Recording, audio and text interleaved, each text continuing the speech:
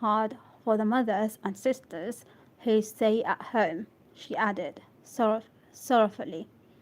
I have neither, and very few friends to care whether I live or die, said Mr. Brooke, rather bitterly, as he absently put the dead rose in the hole he had made and covered it up like a little grave. Laurie and his grandfather would care a great deal, and we should all be very sorry to have his equestrian skill before the young ladies, and there was no more quiet that day. Don't you love to ride? Asked Grace of Amy.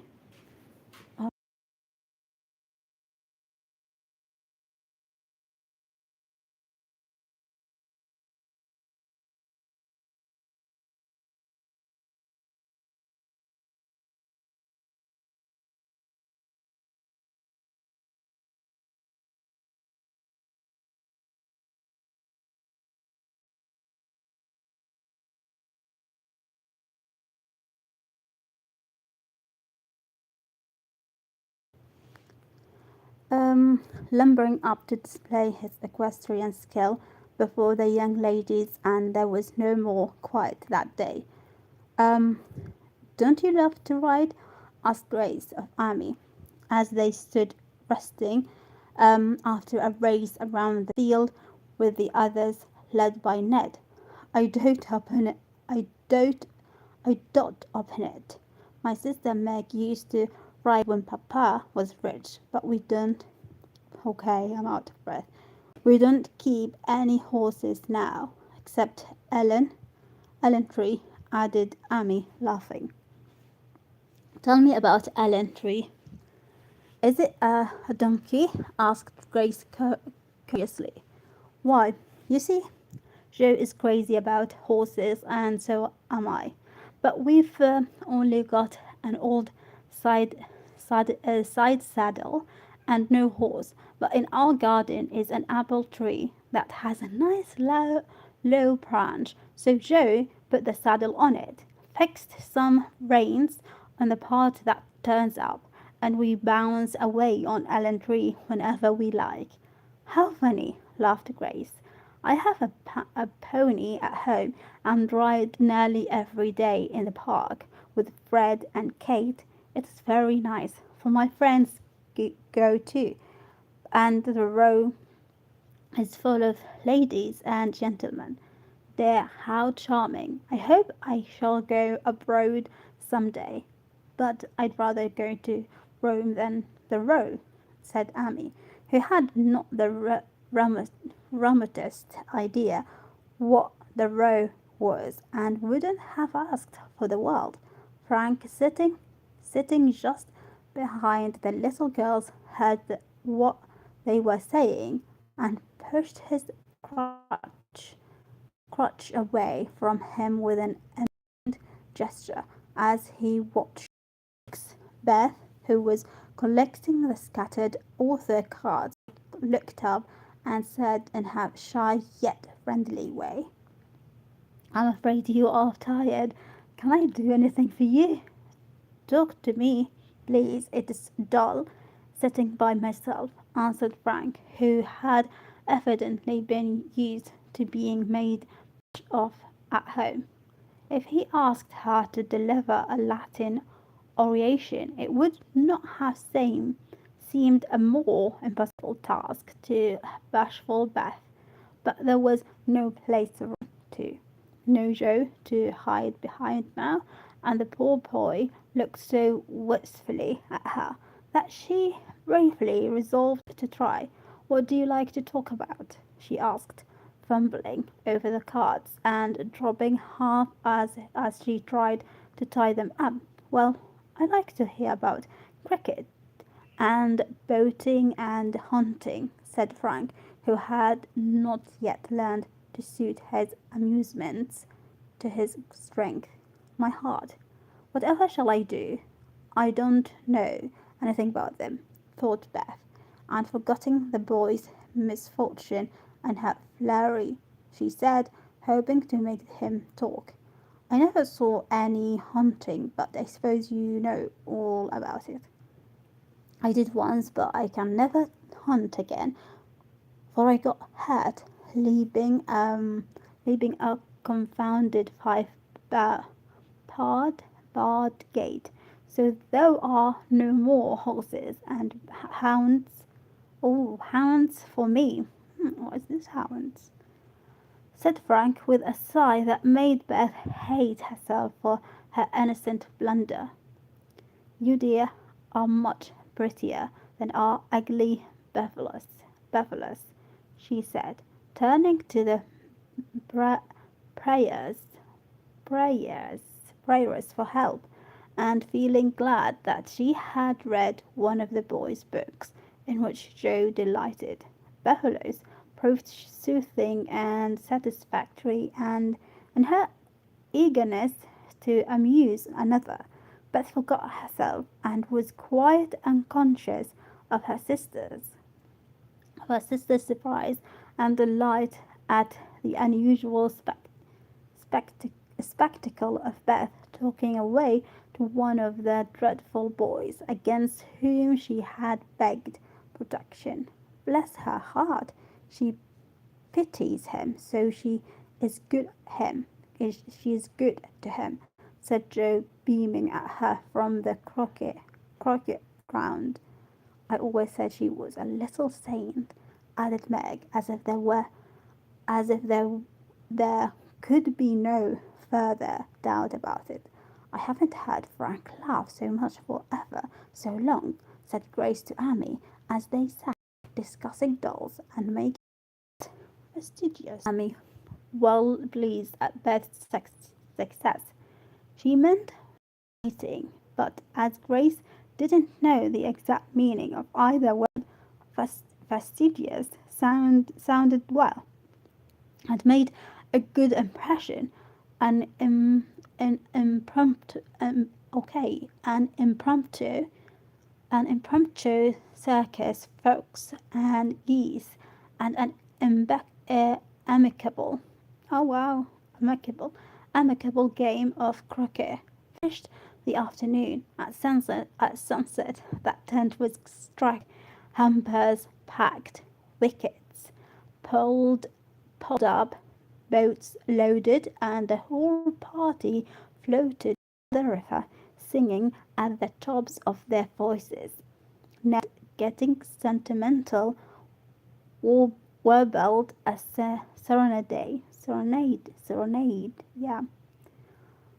warbled a serenade with a pensive refrain. Alone, alone, ah, woo alone. And at the lions, we each are young, we each have a heart. Oh, why should we thus stand coldly apart? He looked at Meg with such a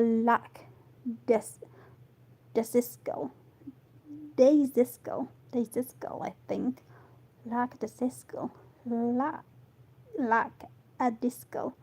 lackadaisical. Oh wow, what is this one?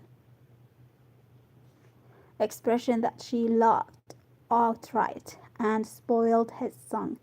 How can you be so cruel to me? He whispered under cover of a lively chorus. You've kept close to that stretched up English woman all day, and now you snub me. I didn't mean to, but you looked so funny I really couldn't help it, replied Meg, passing over the first part of his report, for it was quite true that she had shunned him, remembering the Moffat party and the talk after it. Ned was offended and turned to Sally for consolation, saying to her, rather pettishly, there isn't a bit of flirt in that girl, is there? Not a particle, but she is a dear, returned Sally, defending her friend, even while confessing her shortcomings. She is not a streaking dear anyway, said Ned, trying to be witty and succeeding as well as very young gentlemen usually do. On the lawn, where it had gathered, the little party separated with cordial good nights and goodbyes, for the Fyans were going to Canada. As the four sisters went home through the garden, Miss Kate looked after them, saying, without the patronizing tone in her voice, in spite of their demonstrative manners, American girls are very nice. Okay, I don't think I'm going to continue anyway. So, Laurie lay luxuriously, swinging to, swinging to and fro in his hammock. One warm September afternoon, wondered what his neighbors were about, but too lazy to go and find out. He was in one of his moods, for the day had been both unprofitable and unsatisfactory, and he was wishing he could live it over again. The hot weather made him indolent. Well, what a word. And he had shirked his studies, tried Mr. Brooks' patience to the utmost, displeased his grandfather by practicing half the afternoon, frightened the maid servants half out of their wits by mischievously hinting that one of his dogs was going mad, and after a high word with stableman about some fancied neglect of his horse, he had flung himself into his hammock to fume over the stupidity of the world in general, till the voyage around the world and the sound of voices brought him ashore in a flash. Peeping through the meshes of the hammock, he saw the marchers coming out as if bound on some expedition. What in the world are those girls about now? Thought Laurie, opening his sleepy eyes to take a good look. There was something rather peculiar in the appearance of his neighbors. Each wore a large flapping hat, a brown linen pouch. Meg had a coat, Joe a book, Beth a basket, and Amy through the garden out at the little back gate and began to climb the hill that lay between the house and the river, covered in his pocket, so that the girls were quite out of sight when they leaped the fence and ran after them, taking the shortest way to the boathouse. He waited for them to appear, but no one came, and he went up the hill. Where am I? The hill, to take an observation. A grove of pines covered one part of it, and from the heart of his green spot came a clearer sound than the soft sigh of the pines or the drowsy chirp of the crickets.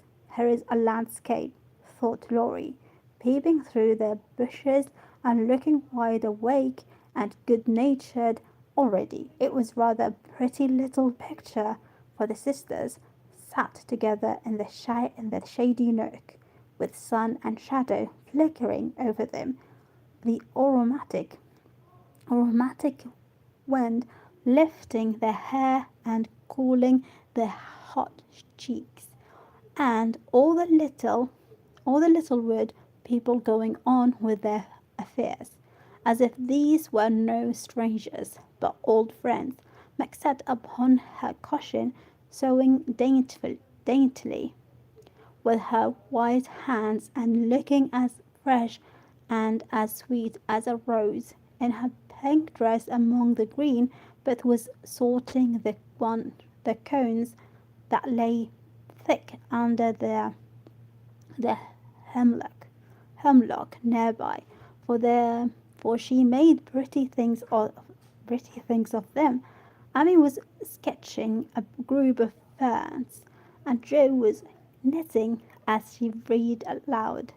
A shadow passed over the boy's face as he watched them, feeling that he ought to go away because uninvited, yet lingering because home seemed very lonely and this quiet party in the woods most attractive to his restless spirit. He stood so still that a squirrel, busy with its harvesting, ran down a pine beside him, saw him suddenly, and skipped back, scolding so surely that Beth looked up, spied the wistful, wistful face behind the perches, and beckoned. This word that I wanted, with a reassuring smile. May I come in, please?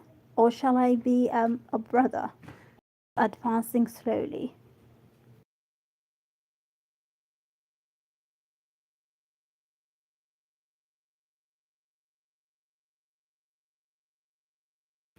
Okay, with a assuring smile. May I come in, please? Or shall I be a brother? He asked, advancing slowly. Meg lifted her eyebrows, but Jo scowled at her defiantly and said at once, "Of course you may. We should have asked you before. Only we thought you wouldn't care for such a girl's game as this. I always liked your games, but if Meg doesn't want me, I'll go away. I've no objection if you do something. It is against the rules to be idle here," replied Meg gravely, but graciously. "Much obliged. I'll do anything if you'll let me stop a bit, for it is as dull as the desert of Sahara. The Sahara down there. Shall I saw, read, code, draw, or do all at once? Bring your best. I'm ready." And Laurie sat down with a submissive expression delightful to behold. "Finish this story while I sat heel," said Jo, handing him the book. "Yes'm," was this meek answer as he began doing his best to prove his gratitude for the favour of an admission into the Busy Bee Society. The story was not a long one, and when it was finished he ventured to ask a few questions as a reward of merit. Please, ma'am, could I inquire if this highly instructive institution is a new one? Would you tell him?" Okay, I need this one to know. Just need to know how to pronounce it correctly, I suppose. I don't. Asked Meg of her sister. He'll laugh," said Amy worryingly. "Who cares?" said Jo. "I guess he'll like it," added Beth. "Of course I shall. I give you my word I won't laugh. Tell away, Jo. And don't be afraid." The idea of being afraid of you, well, you see, we used to play Pilgrim's Progress, and we have been going on with it in earnest all winter and summer. "Yes, I know," said Laurie, nodding wisely. "Who told you?" demanded Jo. "Spirits." "No, I did to amuse him one night when you were all away, and he was rather dismal. He did like it, so don't scold Jo," said Beth meekly. This word, meekly. I need it. "You can't keep a secret. Never mind. It saves trouble now. Go on, please," said Laurie as Jo became absorbed in her work, looking a trifle displeased. "Oh, didn't she tell you about this new plan of ours? Well, we have tried not to waste our holiday, but each has had a task and worked at it with a will. The vacation is nearly over. The stints are all done, and we are ever so glad that we didn't